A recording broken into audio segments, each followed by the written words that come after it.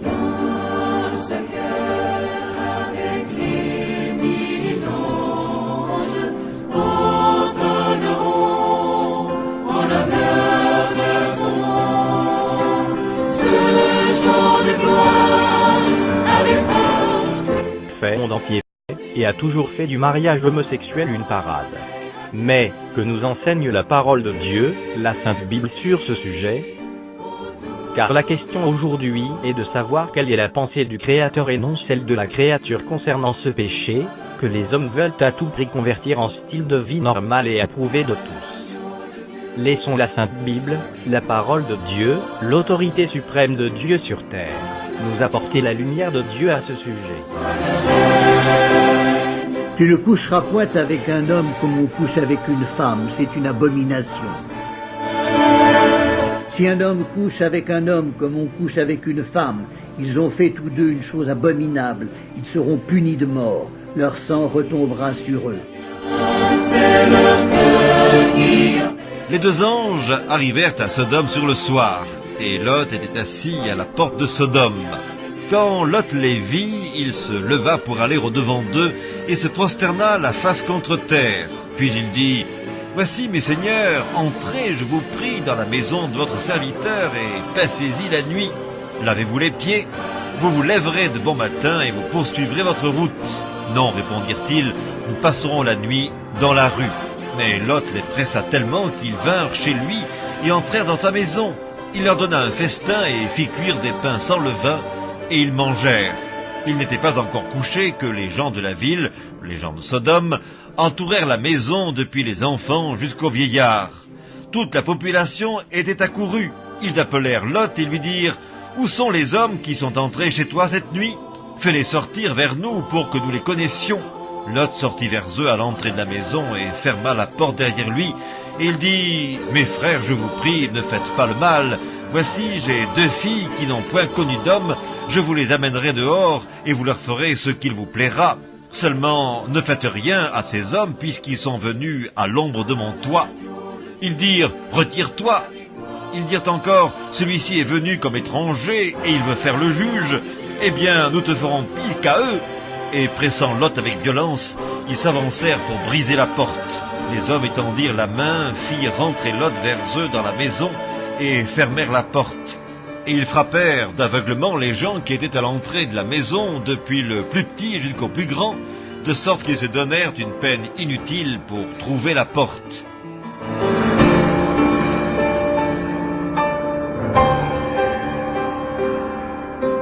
Il y eut même des prostituées dans le pays. Ils imitèrent toutes les abominations des nations que l'Éternel avait chassées devant les enfants d'Israël. Il ôta du pays les prostituées, et il fit disparaître toutes les idoles que ses pères avaient faites. Le jugement de Dieu sur les générations précédentes et futures qui se sont livrées, et qui se livreront à ce péché d'homosexualité.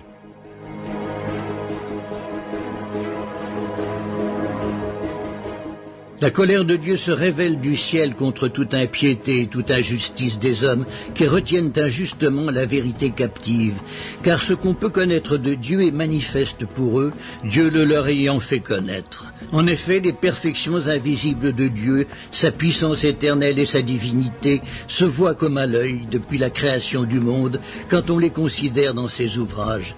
Ils sont donc inexcusables puisqu'ayant connu Dieu, ils ne l'ont point glorifié comme Dieu et ne lui ont point rendu grâce. Mais ils se sont égarés dans leurs pensées et leur cœur sans intelligence a été plongé dans les ténèbres. Se vantant d'être sages, ils sont devenus fous et ils ont changé la gloire du Dieu incorruptible en image représentant l'homme corruptible, des oiseaux, des quadrupèdes et des reptiles. C'est pourquoi Dieu les a livrés à l'impureté, selon les convoitises de leur cœur, en sorte qu'ils déshonorent eux-mêmes leur propre corps, eux qui ont changé la vérité de Dieu en mensonge, et qui ont adoré et servi la créature au lieu du Créateur, qui est béni éternellement. Amen.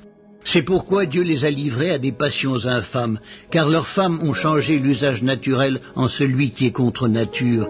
Et de même les hommes, abandonnant l'usage naturel de la femme, se sont enflammés dans leurs désirs les uns pour les autres, commettant homme avec homme des choses infâmes, et recevant en eux-mêmes le salaire que méritait leur égarement. Comme ils ne se sont pas souciés de connaître Dieu, Dieu les a livrés à leur sens réprouvé pour commettre des choses indignes, étant remplis de toute espèce d'injustice, de méchanceté, de cupidité, de malice. Pleins d'envie, de meurtre, de querelles, de ruse, de malignité, rapporteurs, médisants, impies, arrogants, hautains, fanfarons, ingénieux au mal, rebelles à leurs parents, dépourvus d'intelligence, de loyauté, d'affection naturelle, de miséricorde. Et bien qu'ils connaissent le jugement de Dieu, déclarant dignes de mort ceux qui commettent de telles choses, non seulement ils les font, mais ils approuvent ceux qui les font.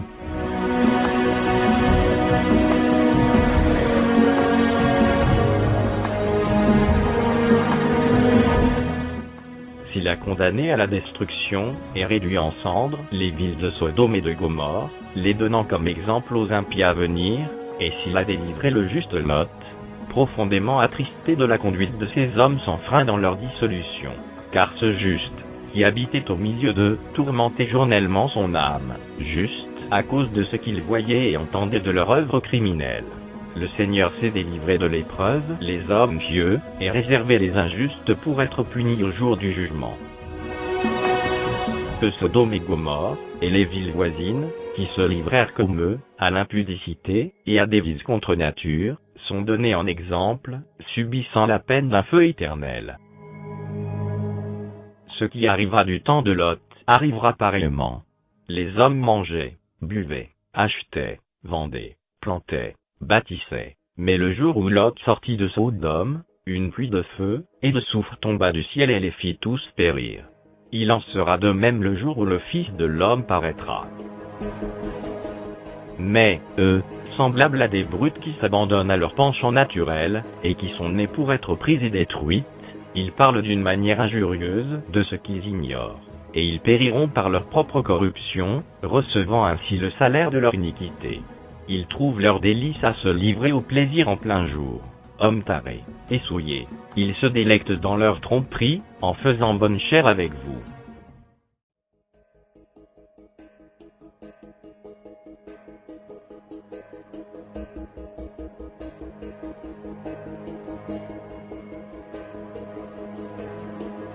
Car le salaire du péché, c'est la mort.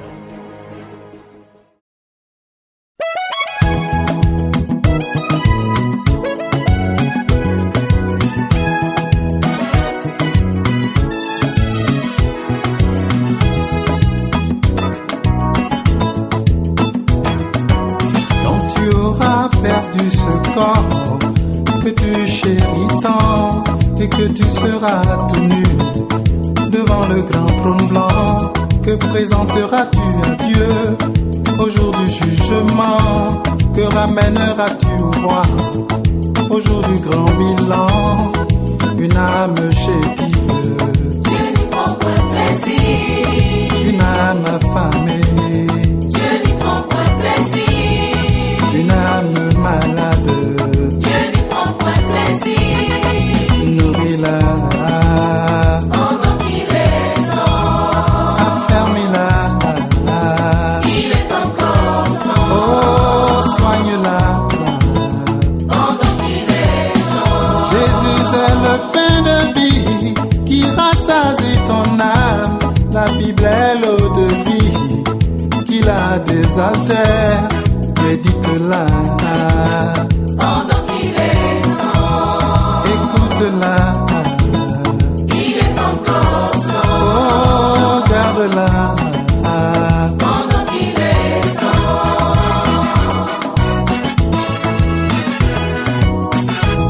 L'homme ne vivra pas que de pain, mais de la parole de Dieu.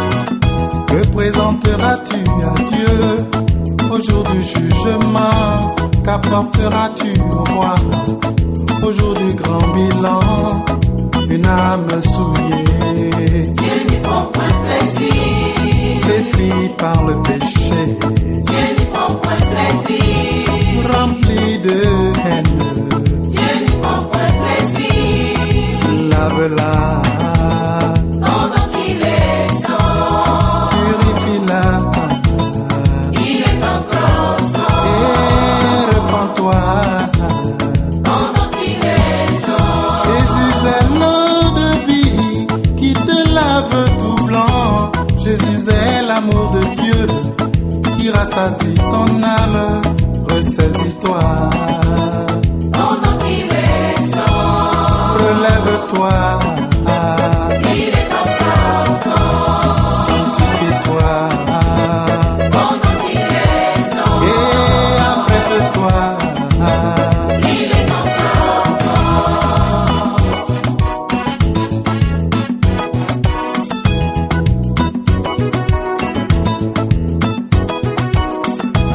Bientôt, tu te retrouveras tout nu devant le trône de Dieu, sans ton corps et sans tous ses vêtements.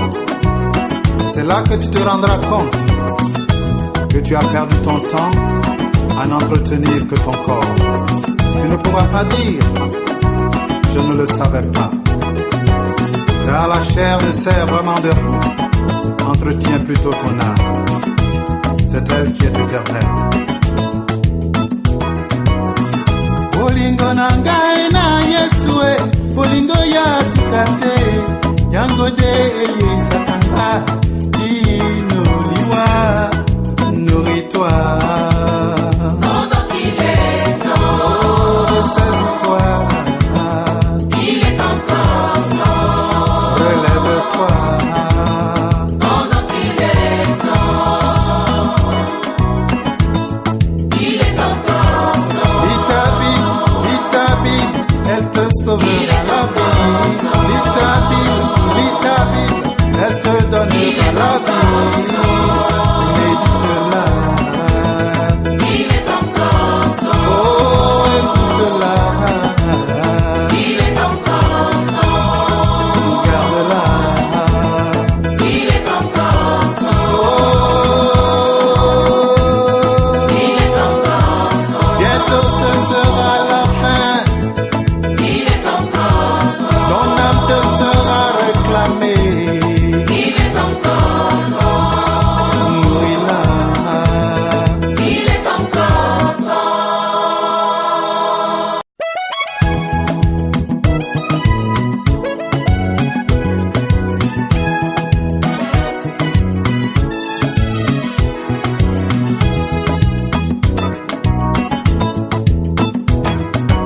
quand tu auras perdu ce corps que tu chéris tant et que tu seras tout nu devant le grand trône blanc, que présenteras-tu à Dieu au jour du jugement? Que ramèneras-tu au roi au jour du grand bilan?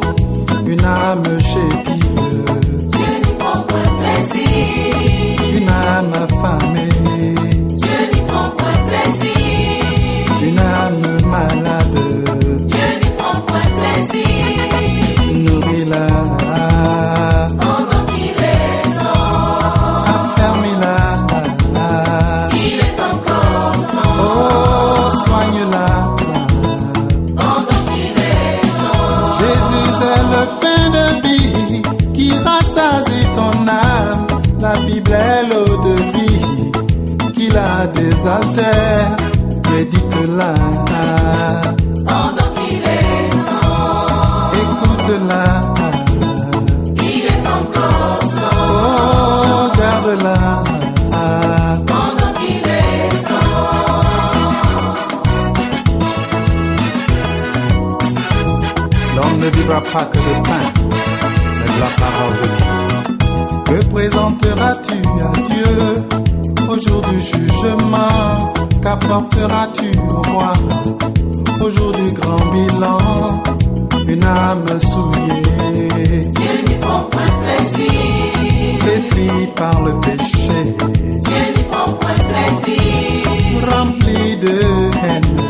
Dieu n'y prend point plaisir, Lave-la, pendant qu'il est temps, purifie-la, il est encore temps, et repens-toi.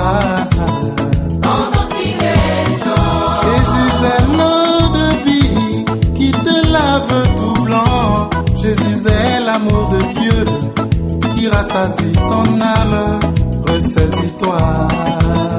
Pendant qu'il est temps, Relève-toi, il est encore temps. sanctifie-toi Pendant qu'il est temps, et apprête-toi. il est encore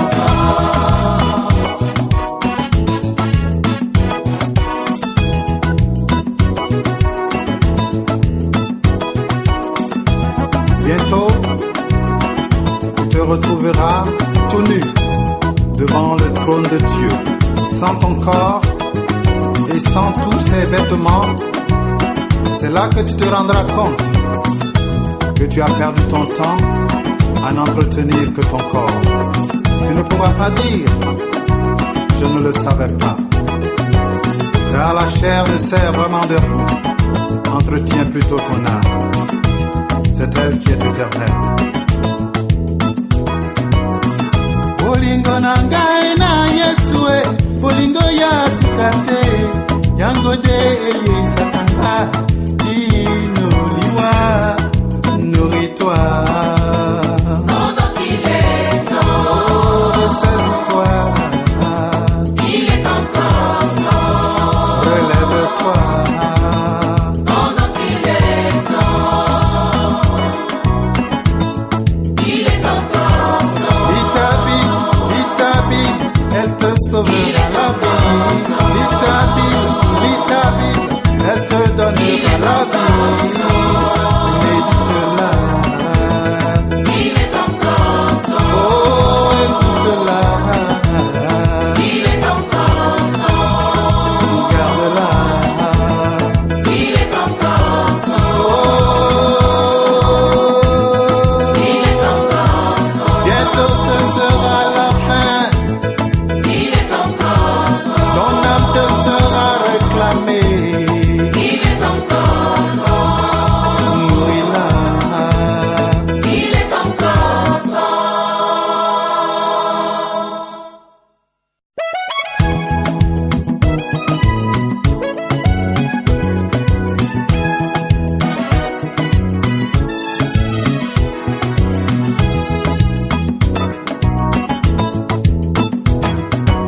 Quand tu auras perdu ce corps que tu chéris tant et que tu seras tout nu devant le grand trône blanc, que présenteras-tu à Dieu au jour du jugement?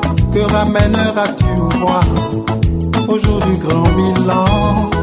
Une âme chétive, Dieu n'y prend point plaisir, une âme affamée, Dieu n'y prend point plaisir, une âme malade. Dieu n'y prend point plaisir, Nourris-la, pendant qu'il est temps, affermis-la, il est encore temps, oh, soigne-la. pendant qu'il est temps, Jésus est le pain de vie qui rassasie ton âme. La Bible est l'eau de vie qui la désaltère. Médite-la, pendant qu'il est temps, écoute-la, il est encore temps, oh, garde-la. pendant qu'il est temps,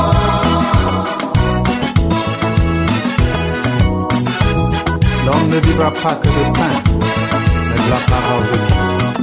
Que présenteras-tu à Dieu au jour du jugement? Qu'apporteras-tu au roi au jour du grand bilan? Une âme souillée, Dieu n'y prend point plaisir, pétrie par le péché, Dieu n'y prend point plaisir, remplie de haine. Dieu n'y prend point plaisir, Lave-la, pendant qu'il est temps, purifie-la il est encore temps, et repens-toi. pendant qu'il est temps, Jésus est l'eau de vie qui te lave tout blanc. Jésus est l'amour de Dieu qui rassasie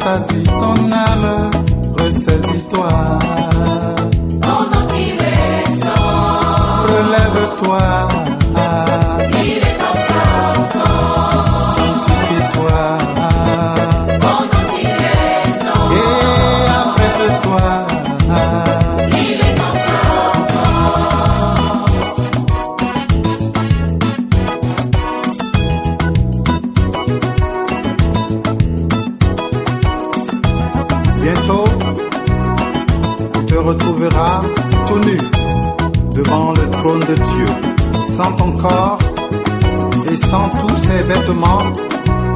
C'est là que tu te rendras compte que tu as perdu ton temps à n'entretenir que ton corps. Tu ne pourras pas dire « je ne le savais pas ». Car la chair ne sert vraiment de rien. Entretiens plutôt ton âme. C'est elle qui est éternelle. Bolingo na ngai na Yesue, bolingo ya sukate, yango de Elisakanga, dinuliwa, nourris-toi. Pendant qu'il est temps, Ressaisis-toi. il est encore temps. Relève-toi. Pendant qu'il est temps,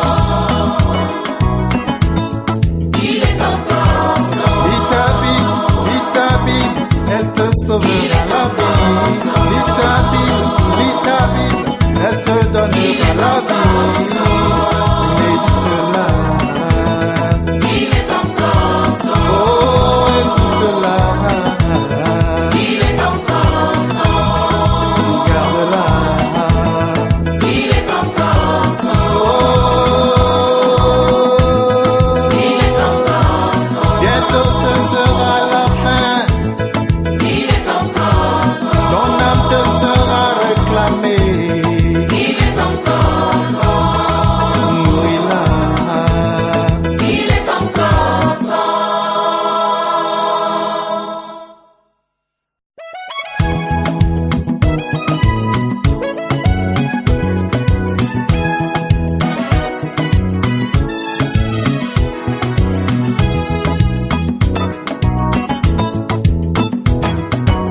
Quand tu auras perdu ce corps que tu chéris tant et que tu seras tout nu devant le grand trône blanc, que présenteras-tu à Dieu au jour du jugement?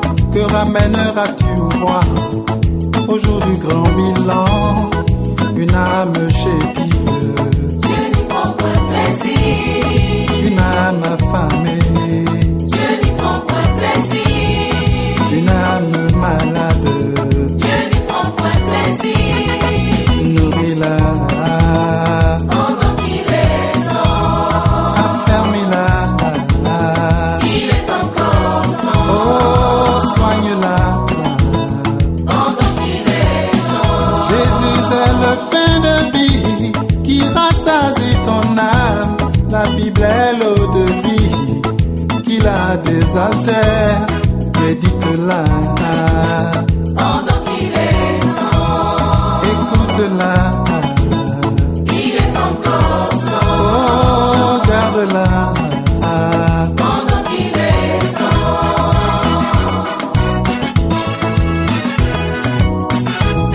L'homme ne vivra pas que de pain, mais de la parole de Dieu. Que présenteras-tu à Dieu au jour du jugement? Qu'apporteras-tu au roi au jour du grand bilan? Une âme souillée. Dieu n'y prend point plaisir.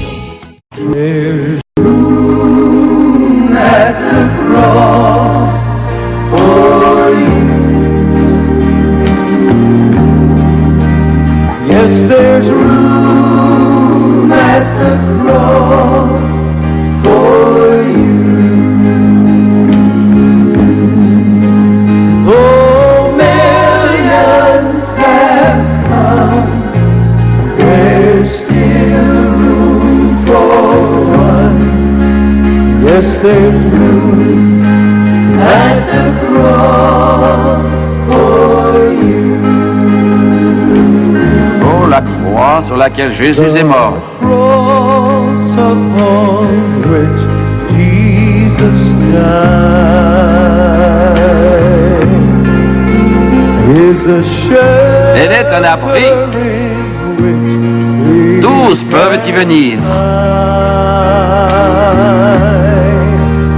and its grace so free is sufficient for me, and deep is its fountain, as wide as the sea.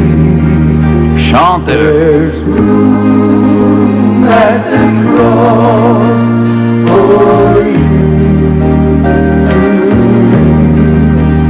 Yes, there's room at the cross for you.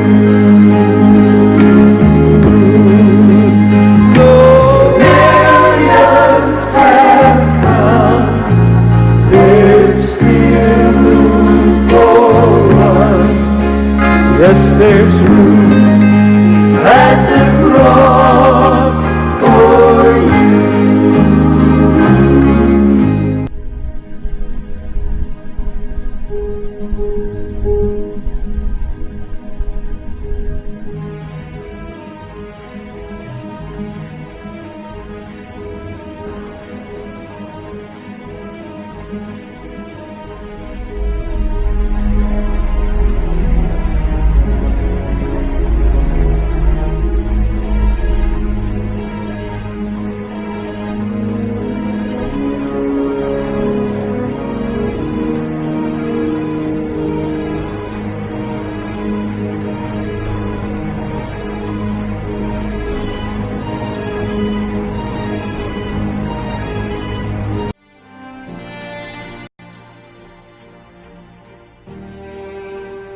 Chers amis, la Bible enseigne que le monde s'en va inexorablement, non vers la paix, mais vers une guerre ultime, de cataclysme, un Armageddon décrit au chapitre 7 de l'Apocalypse. Et avant d'arriver au paroxysme, cet holocauste, les choses iront en se détériorant, les choses vont aller de mal en pire, le monde s'enfoncera toujours de plus en plus dans le chaos, la confusion et le péché. Plus on approchera de la fin, les guerres vont augmenter. Le taux de criminalité va monter en flèche. Les crises économiques seront de plus en plus graves. Les catastrophes naturelles sans précédent, tremblements de terre, inondations, famine, épidémies, pestilences, tout cela a été décrit dans la parole du Seigneur. Et toutes ces calamités marqueront le déchaînement de la colère de Dieu sur notre monde impie et rebelle.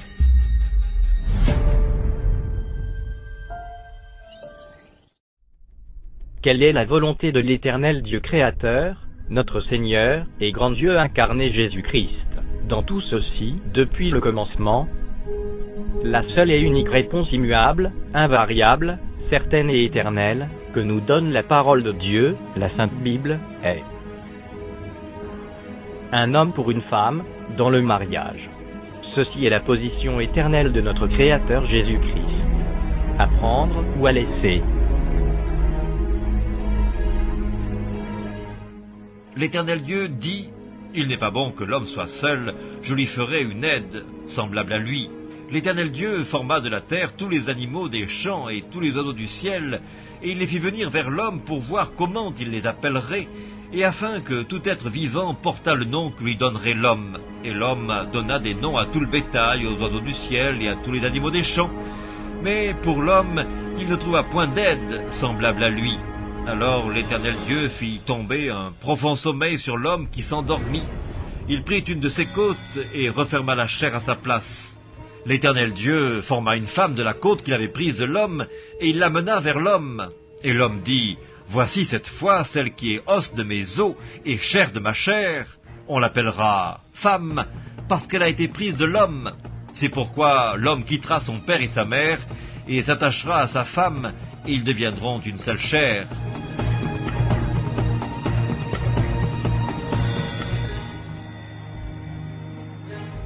Il répondit, « N'avez-vous pas lu que le Créateur, au commencement, fit l'homme et la femme et qu'il dit, c'est pourquoi l'homme quittera son père et sa mère, et s'attachera à sa femme, et les deux deviendront une seule chair. Ainsi ils ne sont plus deux, mais ils sont une seule chair. Que l'homme donc ne sépare pas ce que Dieu a joint. » Pour ce qui concerne les choses dont vous m'avez écrit, je pense qu'il est bon pour l'homme de ne point toucher de femme. Toutefois, pour éviter la pudicité, que chacun ait sa femme et que chaque femme ait son mari. Que le mari rende à sa femme ce qu'il lui doit et que la femme agisse de même envers son mari. Je suis venu comme une lumière dans le monde, afin que quiconque croit en moi ne demeure pas dans les ténèbres.